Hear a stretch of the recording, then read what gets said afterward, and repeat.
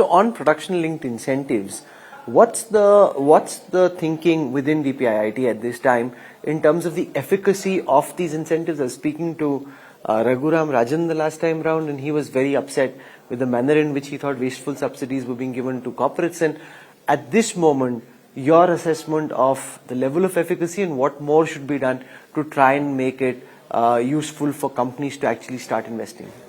Okay, so on PLI incentive scheme, we are going to spend almost 1.97 lakh crores across 14 sectors of the economy, across 10 departments. In some sectors, we are doing very well, particularly in areas like mobile manufacturing, electronics, telecom equipment, drones, pharma and medical devices. These are areas where there's a lot of growth, a lot of new champions, a lot of exports happening. And also for the first time in drugs and pharma, we are producing articles that were product lines that were never made in India earlier. There are some other sectors like steel and textiles where there's some lag in terms of implementation, but partly because of some rigidities that we placed in the original scheme, which we are now trying to liberalize.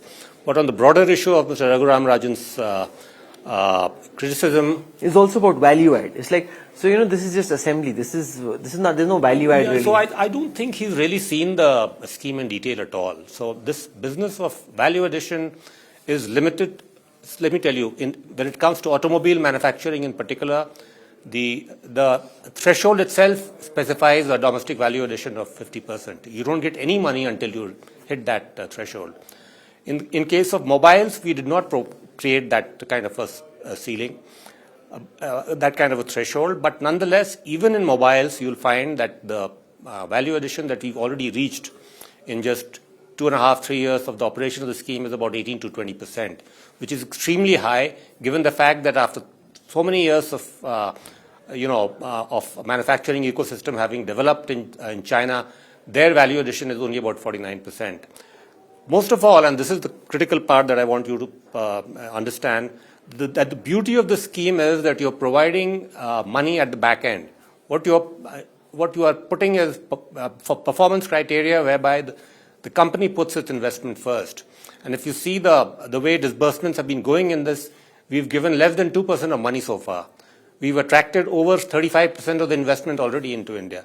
We've generated lakhs of sales, exports, employment, industrialization in many smaller parts of regional corners of the country under schemes like food processing in particular.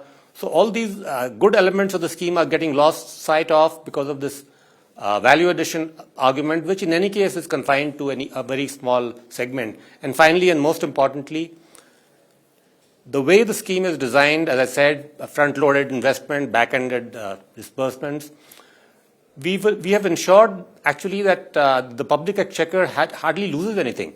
It's a self-paying scheme.